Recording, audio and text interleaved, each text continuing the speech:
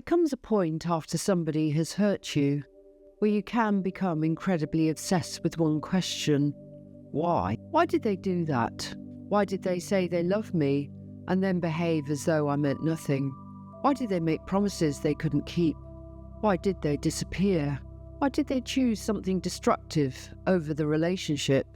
Why did they treat me like that when I was good to them? Why wasn't I enough for them to do things differently? And if you've ever been through something like this, you will know how consuming that question can be. Because at first you think that if you can just understand the reason, you will feel better. You think there must be one missing piece of information, one explanation, one conversation you haven't had yet, one thing they haven't told you, one psychological reason that will make the whole thing suddenly make sense. So you go looking for it. You replay conversations. You reread messages. You remember what they said 6 months ago. You compare what they said with what they did later. You look for contradictions. You analyse their childhood. You analyse their previous relationships. You maybe analyse their drinking, their fear, their avoidance, their attachment style, their personality, their family, their emotional capacity, their behaviour. Eventually, if you're not careful, you can become an expert on somebody who is no longer even showing up properly in your life.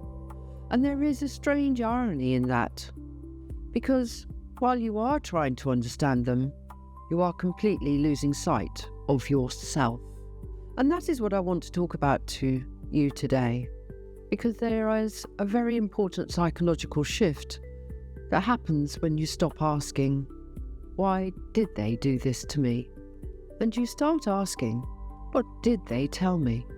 Those are very different questions, and one of them will keep you stuck.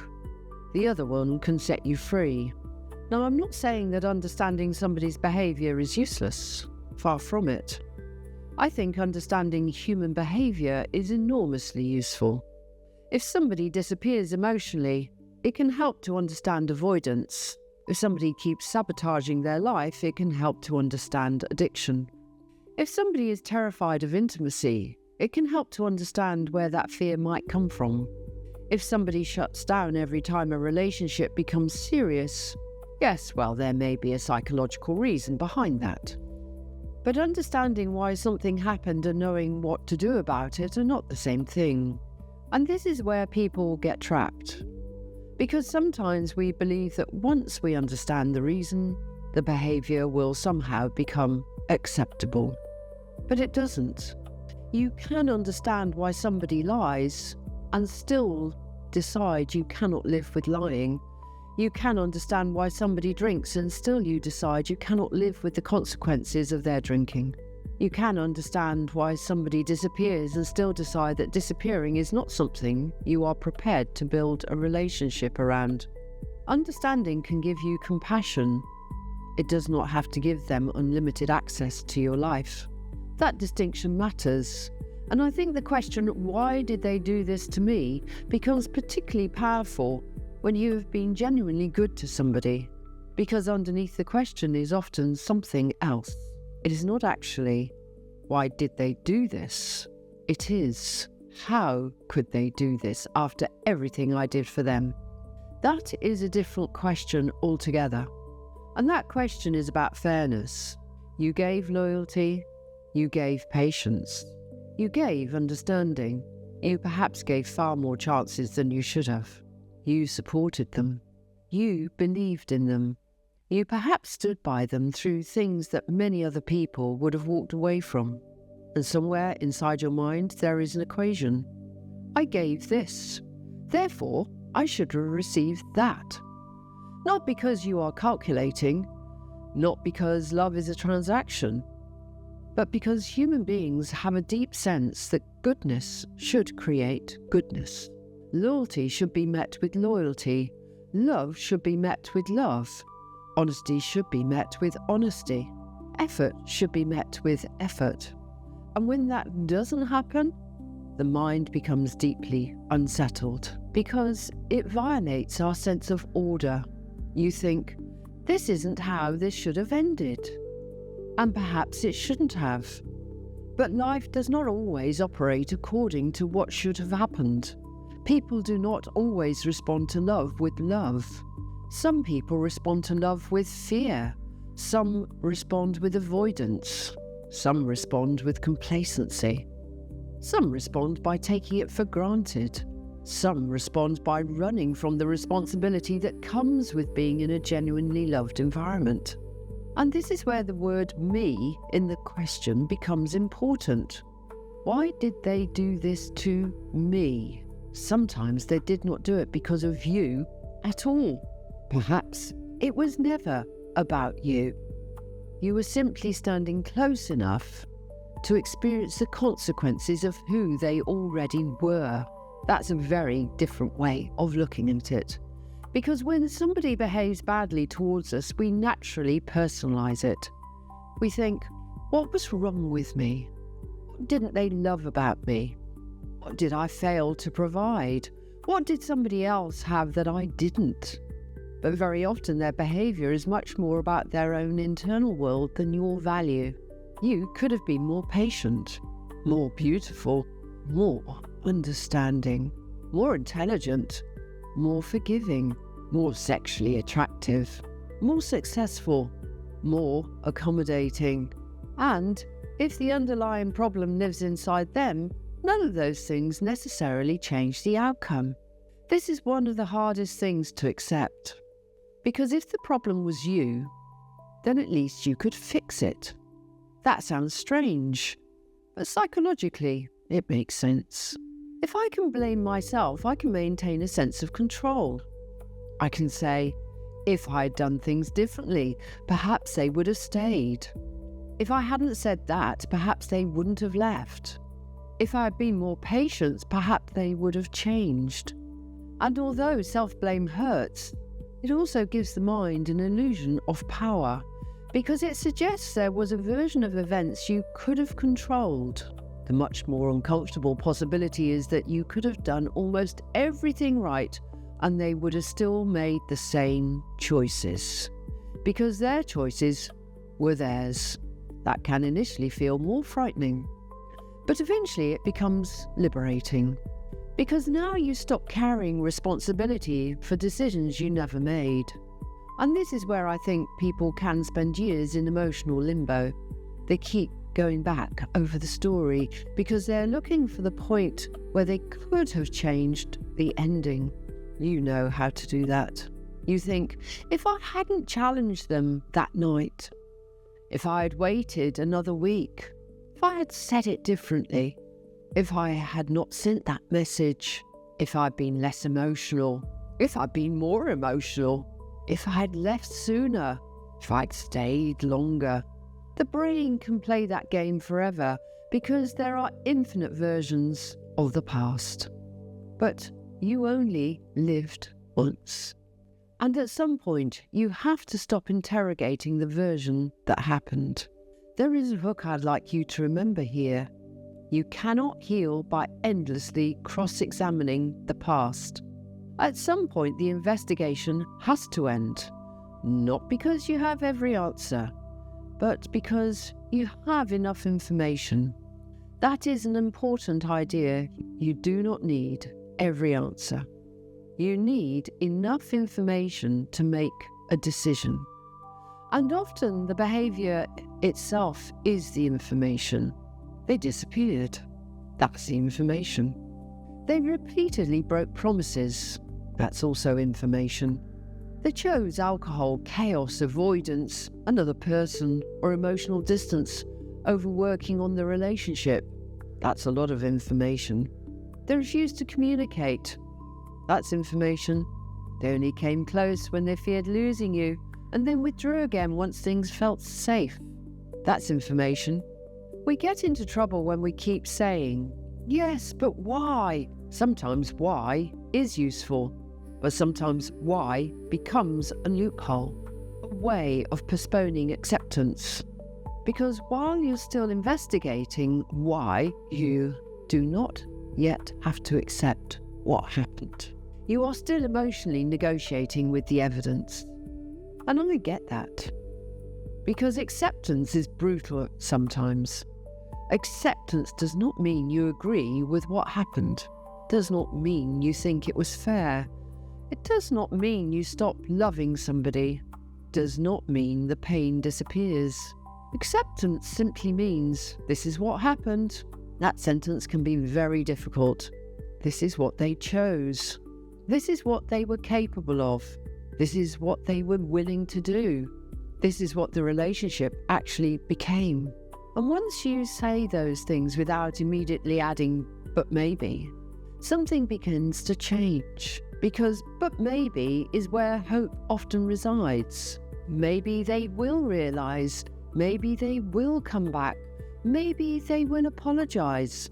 Maybe they will finally understand. Maybe they will become the person I thought they were. Maybe they will explain everything. Or perhaps they will. People sometimes do. But your healing cannot depend upon receiving an explanation from the person who created the confusion. That gives them far too much power. Think about that. If the only thing that can give you peace is their explanation, then they are still holding the key to your nervous system. They get to decide when you settle. They get to decide when you understand. They get to decide when you can move on.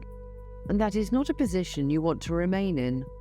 You have to be able to reach a point where you say, I may never fully understand what you did and why you did, but I understand enough about what it did to me. That changes everything. Because now the focus moves. Not, why did you disappear? But, what did repeated disappearances do to my trust? Not, why did you choose alcohol? But, what was it like for me to live alongside the consequences of that choice? Not, why couldn't you communicate? But, what did the absence of communication turn me into? Did you become hypervigilant? Did you constantly check your phone? Did you become frightened of seeing the wrong thing? Did you start walking on eggshells? Did you become the emotional detective? Did you start doing all the emotional labour?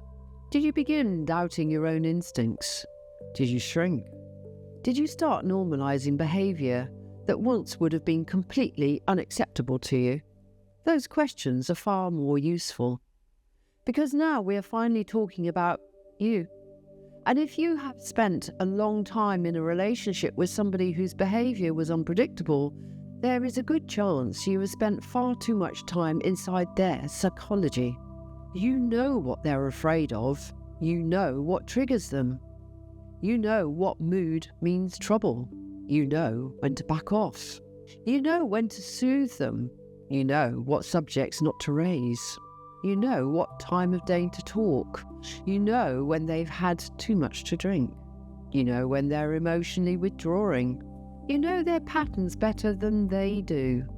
And somewhere along the way, you have become fluent in them. And perhaps you have stopped listening to yourself. That is a big problem. Because relationships should not require one person to become a permanent behavioural analyst. Of course, we learn our partners. We learn their moods. We understand their sensitivities. That is normal intimacy. But when your emotional safety depends upon constantly reading somebody else correctly, that is something different. That is survival. And this is why the shift away from why matters so much.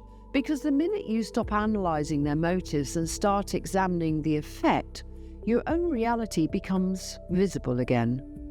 And often, it's not pleasant. You realise how tired you were, how anxious you were, how much mental space the relationship occupied, how many conversations went round in circles, how often you accepted an apology without seeing behavioural change, how much energy you spent trying to bring stability into a situation that somebody else kept destabilising. And then another very important question appears. Why did I stay? Now, be careful with that question. Because I do not want that to become another weapon you use against yourself. The purpose is not to say, how stupid was I? That's useless. The useful version is, what was I hoping would happen?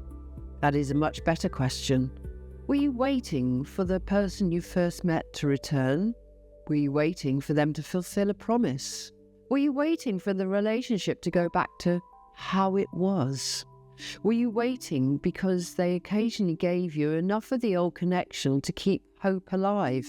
Were you frightened of giving up too soon? Did you believe love meant not abandoning somebody in difficulty? Were you attached to the future you had imagined together? Were you convinced that if you could just get them to understand, the problem would resolve? These are not stupid reasons. They are human reasons. But human reasons can still keep us trapped. And when you understand your own reason for staying, you learn something useful. That is the difference between reflection and rumination. Rumination goes round and round in circles. Reflection goes somewhere. Rumination says, why? Reflection says, what does this teach me? There is another takeaway here. A question is only useful if the answer changes what you do next. That's worth remembering in many areas of your life. If you have asked why did they do this 500 times and every possible answer still leaves you in exactly the same position, perhaps you are asking the wrong question. Let's imagine you finally discover the exact reason. Perhaps they were frightened. Perhaps they felt inadequate. Perhaps they were overwhelmed. Perhaps they did love you but couldn't cope with intimacy. Perhaps they were ashamed. Perhaps they were addicted. Perhaps they had unresolved trauma. Perhaps they thought they were protecting you. Perhaps they simply wanted something else. Okay, now what? That is the question.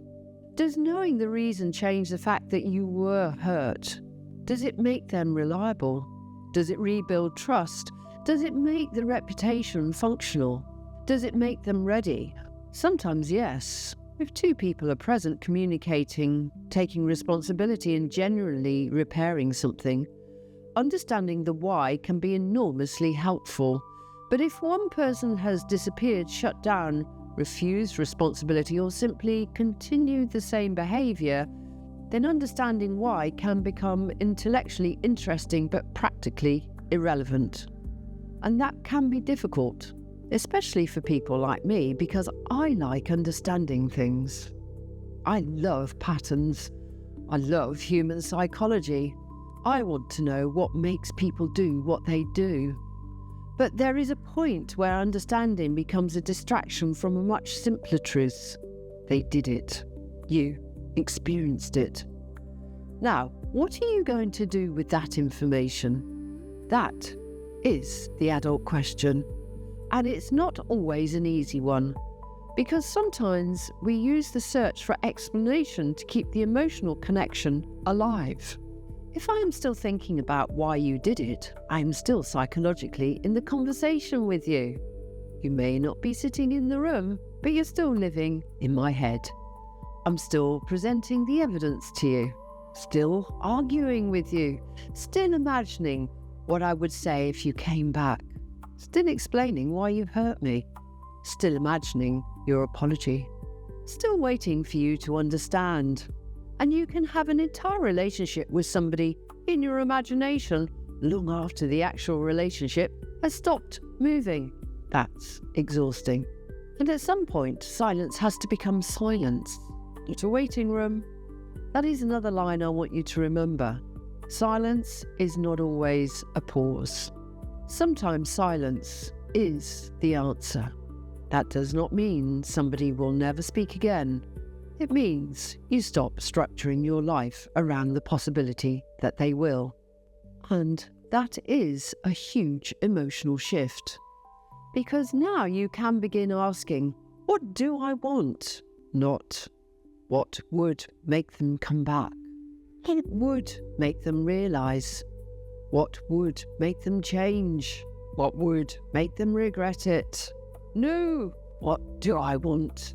What does peace look like for me? What kind of relationship do I want to live inside? What behaviour do I never want to normalise again? What did this experience teach me about my boundaries? What will I recognise earlier next time? What part of myself did I abandon while I was trying to understand them? Those are powerful questions. And sometimes after a difficult relationship, the real work is not getting over the person. It is rebuilding your relationship with yourself, trusting your judgment again, trusting what you saw, trusting what you felt, learning that when something consistently feels wrong, you do not need a courtroom level of evidence before you respond to it. That is something I think many people need to hear. You do not need to prove that somebody is a bad person in order to decide that a situation is bad for you. They can be a good person. They can be damaged. They can have reasons. They can have trauma. They can be struggling. They can even genuinely love you. And the relationship can still be wrong for you. Those things can coexist. We have this tendency to believe we need a villain before we are allowed to leave. You don't. You only need reality. And perhaps the reality is, this relationship repeatedly hurts me. This person cannot meet me where I am. This situation is costing me more than it's giving me. I am becoming somebody I do not like while trying to maintain it. That is enough. You do not need a prosecution case. And once you understand that, something else happens. You stop needing to agree with your version of events. That is enormous. Because another trap is wanting the person who hurt you to validate the fact that they hurt you. You want them to say, yes, I understand exactly what I did. Yes, you were right. Yes, I failed you. Yes, I should have behaved differently. And if they say that, wonderful. Accountability is valuable, but sometimes they won't. Sometimes they will rewrite history. Sometimes they'll minimize it. Sometimes they genuinely cannot see what you see. Sometimes they will protect themselves psychologically by creating a version of the story in which their behaviour makes perfect sense. You cannot control that. And this is where you have to stop outsourcing your reality. You know what happened to you. You know what that experience was like. You know the effect it had. Your reality does not require their signature. And that is another takeaway. Closure does not require the other person's cooperation. We talk about closure as though somebody else gives it to us. They sit us down, explain everything perfectly, apologise, answer all our questions, and then we walk away feeling complete. Sometimes that happens. More often, closure is something you create when you stop demanding that the past become more satisfying than it was. You say, I did not get the ending I wanted. I did not get the explanation I wanted. I may never fully understand, and I can still continue. That is closure. Not certainty, acceptance. And eventually, you may discover something quite surprising. The question, why did they do this to me, starts to lose its emotional charge. Not because you suddenly have the perfect answer, but because you no longer need one. You know enough. You know what you experienced. You know what you learned. You know what you are no longer prepared to accept.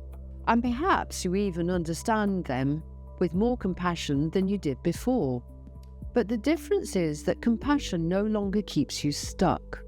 You can understand someone and still walk away. You can forgive someone and still not return. You can love someone and still stop waiting. You can wish them well and still lock the door behind you. Those are not contradictions. That is emotional maturity. So if you're sitting here today and thinking, why did they do this to me? I want you to try something different. Ask yourself, what has their behaviour already told me? Then ask, what did this relationship teach me about myself? Then ask, what would I choose now if I stopped waiting for an explanation? Those 3 questions will probably take you further than another 6 months of analysing their motives. Because the purpose of understanding the past is not to live there, it is to make your future clearer. And sometimes the moment you stop asking, why did they do this to me, is the moment the relationship finally stops controlling you. Not because you stopped caring, not because you erased what happened, but because you returned the responsibility for their choices to them. And you took responsibility for your next choice back into your own hands. That is where your power is, not in understanding every detail of why they behaved as they did, not in getting them to admit it, not in persuading them to change. Your power is in deciding what the information means for your life now.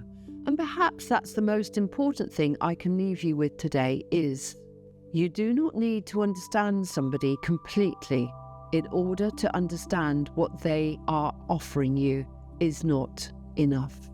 Sometimes that is the answer. Sometimes the behaviour is the closure. Sometimes what they failed to do tells you as much as what they did. And sometimes peace arrives when you finally stop trying to solve the person who hurt you and start listening to the person who survived it, you. If you've been caught in that endless loop of trying to understand somebody else, have a look at my other videos, because I talk a lot about relationships, mixed signals, emotional withdrawal, boundaries, and the ways we can lose ourselves while trying to make sense of another person. And if this video has helped you see your situation differently, subscribe to my channel and share it with somebody who might need to hear it. You're not broken. Sometimes your mind is simply trying to make sense of something that never gave you a satisfying explanation. But you do not have to remain there forever. I'm Sarah Wheeler. Understand yourself, understand others, and understand your life. And I'll see you in the next video.